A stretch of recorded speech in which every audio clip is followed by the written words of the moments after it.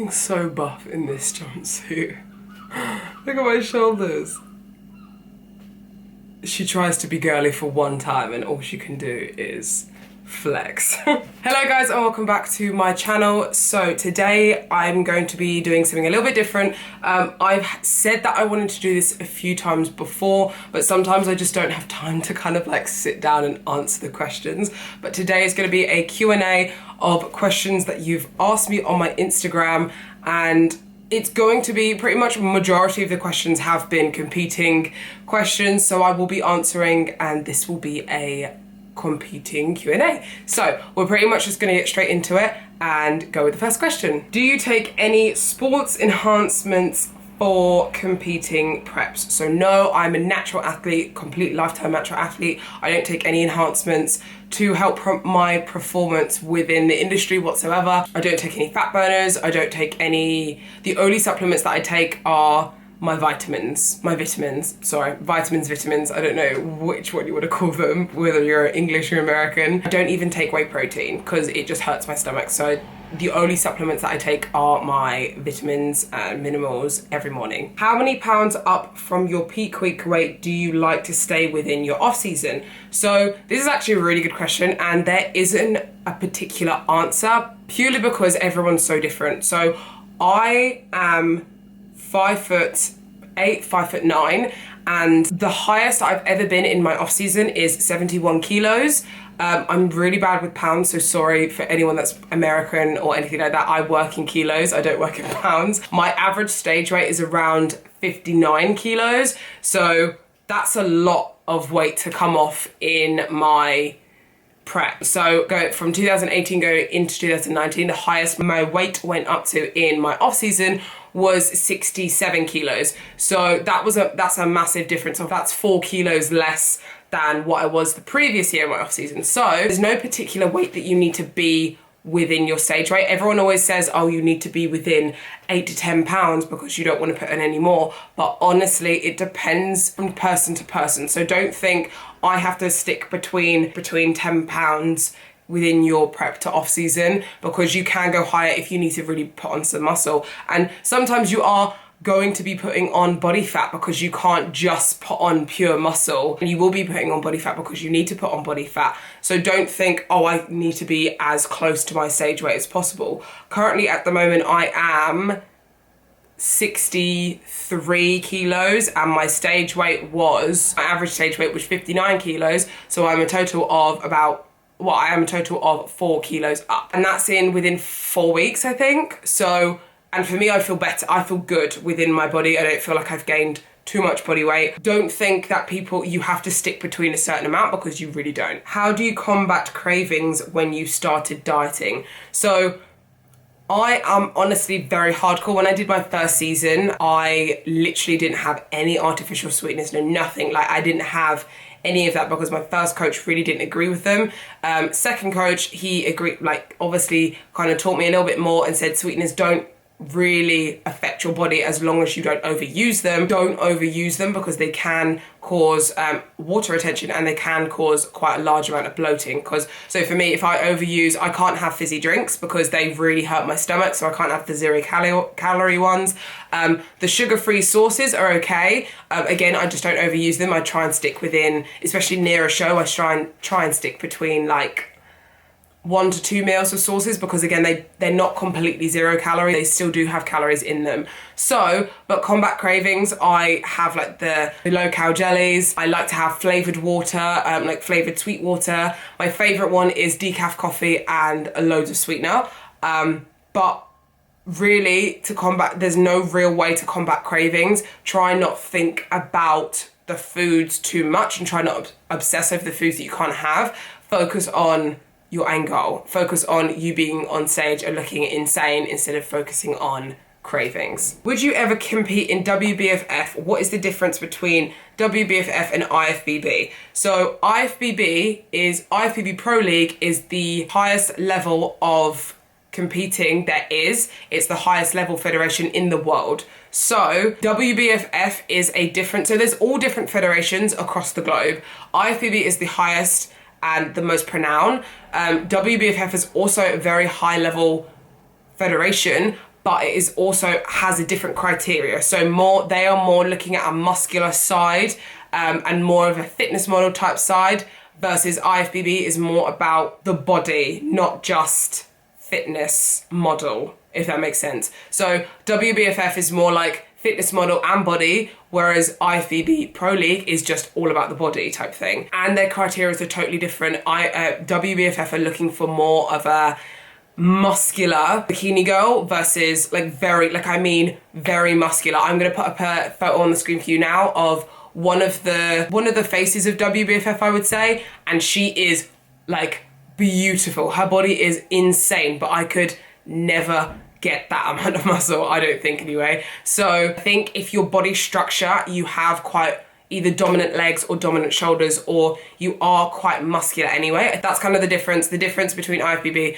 WBFF kind of is more muscular look, whereas IFBB is muscular but not too muscular. How much heavier are you able to lift now that you're in your improvement season?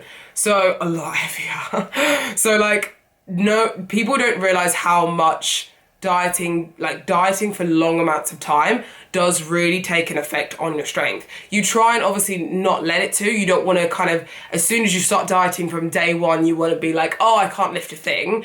But after a long period of time, it really starts to take its toll. So there was one day, so I think one day I was on prep, I think it was my last show before Tampa, I was training legs and I was doing single leg press, and I was just single leg pressing the machine with no weight on it, and I was struggling, really, really struggling. And the other day I had 30 kilos aside, so 60 kilos in total, then the weight of the machine, single leg press 415. So I've gained a really large amount of strength back, and I'm actually almost at my strength that I was at in my last improvement season. So it really does make a difference when you have more food, you have more energy. You can really see a massive difference between improvement season to prepping. Obviously, you don't want to kind of decrease your strength so much where you can't lift a thing in your prep, but you also, sometimes it gets to the point where you are just going through the motions and you just need to feel. You don't need to get stronger every session, every day, because you're not going to be able to. What is your body fat percentage when you are competition prep? I actually don't know because I've never done it before. Actually, no, tell a lie, I have done it before. My first year of competing on my last show, if anyone is a very old OG subscriber, and you will know that I have worked with the BBC twice, but my first project that I worked with the BBC was with radio DJ Adele Roberts, and I got her stage ready in 30 days. So she did a hardcore diet for 30 days. Technically, she was a 4 weeks out type prep. And we wanted to see how lean she could get. And this was when I was also on prep, and when it was her final day of prepping, we did all body fat scans and stuff for her, and she also did one for me. So we went to a university and sat down in a pool, which is actually the most accurate way to measure your body fat, is to sit in a 3D scanner type thing, and it scans your whole body. And I was actually 7% body fat, which is nothing to rave about, but that is very, very low. And more low than I think I would ever imagine. That's I think too low, especially for a woman. So I even think if I was to test my body fat now, as in not now, but when I went on stage 2 days out last time, I think I would be way higher, because I definitely think that I went on with more body fat and more muscle mass versus my first season. What do you think about /vision whilst you're on stage / performing your routine? So I have no clue sometimes. Sometimes I'm just up there and it's all a blank, and I'm like, I don't know what I'm doing right now. I can't think. But most of the time I do envision me getting first call outs, me getting top 5, me looking my best. It sounds really cliche, but that's what I kind of envision when I'm on stage. I envision what I want to happen. So always when you're doing your performance or you're on stage, kind of envision yourself in the future and envision where you want to be and what your goal is, whether that's placing or the way you look. Envision that when you're kind of performing your routine. Advice for dating during prep. So dating, I haven't dated whilst I've been on prep anyway, but I do have a boyfriend. I would say when you're on prep, try and prioritize them as much as you prioritize prep, because sometimes you do get very comfortable and you just kind of push people to the side when you are on prep, because you want to focus obviously on prep. But make sure at least one day a week you try and find time for your companion or for dating, and don't just be like, oh, I'm gonna push everything to the side because I'm on prep. Because I find like a healthy relationship really does thrive on everyone putting in as much effort as each other. So you need to kind of give that effort as well. Even though you're tired, even though you're depleted, you need to still give effort towards your relationship, and I think that's what keeps it strong. What are you looking forward to the most before the end of 2019? That's quite a cool question. I don't actually know. I have loads of like little things going on actually that right now that's actually quite nice, like seeing my friends, like seeing my family again, and having the energy to do all these things again. And what I'm quite excited for in the near future, me and Adam are actually working on a project at the moment, and it's a big project, and I'm so excited to kind of announce it very soon. Well, not very soon, in the near future. That's something that we're working on, and that's very exciting. I think that's probably what I'm most excited for. Obviously, I can't tell you what it is, but there are a few things that I'm also working on with Know Your Own Ability, bringing out some more bits of clothing, which is going to be quite fun, and that will be worldwide shipping, because I know people from America and from all over the globe have been asking like, are you getting clothing back? When are you getting clothing back? So that will be very soon. But I am looking forward to little trips away. I will be going to the Olympia, regardless of me getting an invite or not. I'm going to the Olympia, I think, because I want to support my friend Ree, and it's going to be so much fun. And I'm really, really excited to kind of watch all my bikini girls and everything like that. So I actually am really looking forward to the Olympia. Tips for first-time competitors about to start uni. So if you didn't know, I actually went to uni, but I dropped out my first year. So my first year of uni, I was in prep for my first year prepping season. I would say obviously prioritize, and time management is key. Time managing everything and making sure that you're organized is like the most important things, because when you've got to do uni work, you've got to study, you've got to go to uni, you've got to then also prep all your meals, go to the gym, do cardio, then see friends, see boyfriends if you need to. It will become a lot. So making sure that you literally plan hour to hour most days is probably the biggest tip I can give you. Making sure that you've got your time management under control and making sure that you are consistent. What do you take with you backstage? Honestly, the amount of questions I get about this is ridiculous, but I always think the only thing you need is your stage heels and your bikini. Everything else is replaceable. So like, those are the main things that I think of, obviously, but then everything else, irrelevant to me. What do you have to work on in your improvement season? So the thing that I want to improve on my body for next year is muscle density and kind of muscle thickness. So I was really happy with my physique this year, and I'm really happy with the way we've sculpted my body, whereas last year, my body, I think I was not too muscular, but I was a little bit too big, and I was trying to find the right criteria again, and I think we've really nailed my structure and my size of bikini, but now I want to get like thicker muscle, and the only way to kind of do that is literally just age. So I'm sometimes against people that are like 3, 4, 5, sometimes even like 6 years older than me. So I'm only 24, so I'm sometimes against people that are like 29, in their 30s. So for me, they have a lot more experience. They've had more experience with lifting, and they have older muscle. That's what I kind of want to